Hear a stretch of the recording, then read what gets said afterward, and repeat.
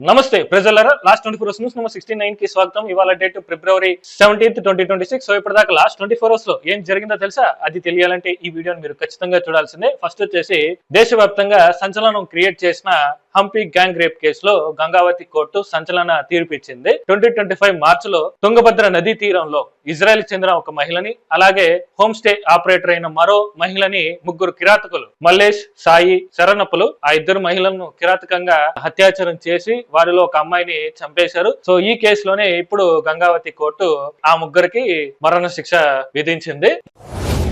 Next, China ప్రభుత్వం కొత్త చట్టం తీసుకొచ్చింది. అదే చైల్డ్ ప్రొటెక్షన్ లా. ఈ లా ప్రకారం ఇకపై చైనాలో చిన్నపిల్లలపై జరిగే అత్యాచారాలు, లైంగిక వేధింపులు, ఘోరమైన దాడులు వంటి నేరాలకు మరణ శిక్ష విధిస్తామని ప్రకటించారు. ఇంతకు ముందు ఇదే నేరాలకి అయితే జీవిత ఖైదు పడేది లేదా మరణ శిక్ష పడేది. కానీ ఇప్పుడు అలా కాదన్నమాట. నేరం రుజువైతే చాలు, సెకండ్ ఆప్షన్ లేకుండా డైరెక్ట్ మరణ శిక్ష విధిస్తారు. సో ఇలాంటి చట్టాలు మన ఇండియాలో కూడా రావాల్సిన అవసరం చాలా ఉంది. ఎప్పుడు వస్తాయో తెలీదు. మీలో ఎంతమంది ఇలాంటి చట్టాలు కోరుకుంటున్నారు కామెంట్ చేయండి. నెక్స్ట్, ఇండోనేషియాలో ఎలిఫెంట్ రైడ్స్ అనేది చాలా ఫేమస్. అక్కడ జూలో ఈ ఎలిఫెంట్ మీద ఎక్కించుకొని అంతా చూపిస్తారు అనమాట, జూ మొత్తాన్ని. సో ఇప్పుడు అవి కనిపించవు. ఇండోనేషియా ప్రభుత్వం ఎలిఫెంట్ రైడ్స్ ని పూర్తిగా బ్యాన్ చేసేసింది. ఎందుకంటే అక్కడ ఏనుగుల సంఖ్య తగ్గిపోతుండడం, పైగా ఏనుగుల్ని హింసిస్తున్నారని ఈ ఇంటర్నేషనల్ జంతు ప్రేమికుల సంస్థలు ఉంటాయి కదా, వాళ్ళు తీవ్రంగా వ్యతిరేకించడంతో ఇండోనేషియా ఈ నిర్ణయం తీసుకుంది. నెక్స్ట్, యూనియన్ హోమ్ మినిస్టరీ ఆదేశాల మేరకు ఒరిజినల్ వందే మాత్రం, అదే అప్పట్లో నెహ్రూ 6 లైన్స్ ని తొలగించారు కదా, ఆ 6 లైన్స్ ని మళ్ళీ రీస్టోర్ చేశారు. సో ఇకపై ఆ ఒరిజినల్ వందే మాత్రాన్ని ప్రతి events, schools, colleges, public events, government events లో నేషనల్ అంతం ముందు ఈ ఒరిజినల్ వందే మాత్రాన్ని ప్లే చేయాలని ఆదేశించారు. ఈ సాంగ్ 3 minutes 10 seconds ఉంటుంది. ఎవరైనా ఈ సాంగ్ ని కించపరిచినా, విభేదించినా 3 years జైలు శిక్ష పడుతుందని కూడా హెచ్చరించారు. కానీ ఆల్ ఇండియా ముస్లిం లా బోర్డు దీన్ని వ్యతిరేకిస్తున్నారు.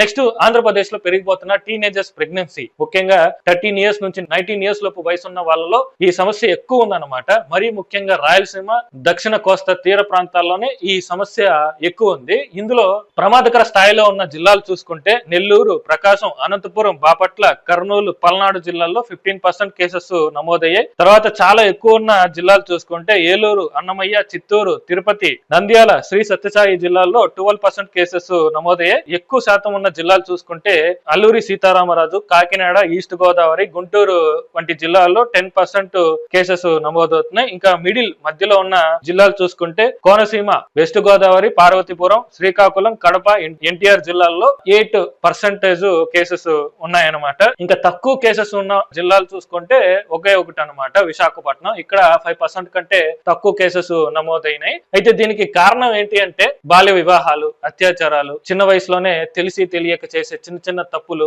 ఇలాంటి వాటి వల్లే ఈ టీనేజ్ ప్రెగ్నెన్సీస్ పెరిగిపోతున్నాయి. దీన్ని అరికట్టాలంటే ఫస్ట్ ఈ టీనేజర్స్ కి సోషల్ మీడియాని బ్యాన్ చేస్తే సగం దరిద్రం వదిలిపోతుంది. రెండోది సరైన పేరెంటింగ్ ఉండాలి. ఇంకా మూడోది ఏంటంటే ఇందాక చెప్పాను కదా, చైనా చైల్డ్ ప్రొటెక్షన్ లా తీసుకొచ్చింది. అలాంటిది ఏదైనా కఠిన చట్టాలు తీసుకొస్తే ఇలాంటి నేరాలు తగ్గే అవకాశం అయితే ఉంటుంది. సో మరి ప్రభుత్వం ఈ సమస్య మీద ఎలాంటి చర్యలు తీసుకుంటుంది అనేది చూడాలి. నెక్స్ట్, ఎప్పుడో 24 ఏళ్ల క్రితం జరిగిన ప్రత్యూష కేసులో సుప్రీంకోర్టు ఇప్పుడు ఫైనల్ తీర్పు ఇచ్చింది. ఈ కేసులో నిందితుడుగా ఉన్న సిద్ధార్థ్ రెడ్డిని పోలీసులకి లొంగిపోవాలని ఆదేశించింది అనమాట. అసలు ఏం జరిగింది ఈ కేసులో చూసుకుంటే, ఇంటర్మీడియట్ లో ప్రేమించుకున్న ఈ ప్రత్యూష, సిద్ధార్థ్ రెడ్డి 2002 ఫిబ్రవరి 23న విషం తాగి ఆత్మహత్య చేసుకున్నారు. తర్వాత మరుసటి రోజు ప్రత్యూషకి ట్రీట్మెంట్ చేస్తుండగా ఆవిడ చనిపోయింది. కానీ సిద్ధార్థ్ రెడ్డికి ఏం కాలేదన్నమాట, ఆయన బతికిపోయాడు ఎలాంటి సీరియస్ ఇష్యూస్ లేకుండానే. సో ఇక్కడే అందరికి డౌట్ వచ్చింది. అయితే కారణాలు ఏంటి, వీళ్ళు ఎందుకు చేసుకున్నారు అనేది చూస్తే కొన్ని న్యూస్ పేపర్స్ లో వాళ్ళ పెళ్లికి కుటుంబాలు ఒప్పుకోకపోవడంతోనే ఇలా చేసుకున్నారని ఉంది. మరికొన్ని న్యూస్ ఛానల్స్ లో ఈ సిద్ధార్థ్ రెడ్డి అత్యాచారం చేసి గొంతు నులిమి చంపేశారని ఉంది. కారణాలు ఎలాగున్నా ఆవిడ ఆత్మహత్యకి ప్రేరేపించింది మాత్రం సిద్ధార్థ్ రెడ్డి అని నేరం రుజువు అవడంతో కోర్టు అతనికి 5 years జైలు శిక్షతో పాటు 6,000 ఫైన్ కూడా వేసింది. తర్వాత అతనికి బెయిల్ వచ్చింది. కోర్టులో రీపిటిషన్ వేశారు ఈ శిక్షని తగ్గించాలి అని చెప్పి. అదే టైంలో ప్రత్యూష తల్లి సుప్రీంకోర్టులో కేసు వేశారన్నమాట.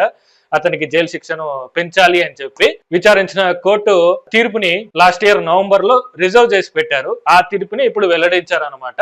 సో ఇప్పుడు వెల్లడించిన ప్రకారం ఈ కేసులో హైకోర్టు ఇచ్చిన తీర్పుని సమర్థిస్తూ సిద్ధార్థ రెడ్డిని 4 వారాల లోపల పోలీసులకి లొంగిపోవాలని ఆదేశించింది అనమాట.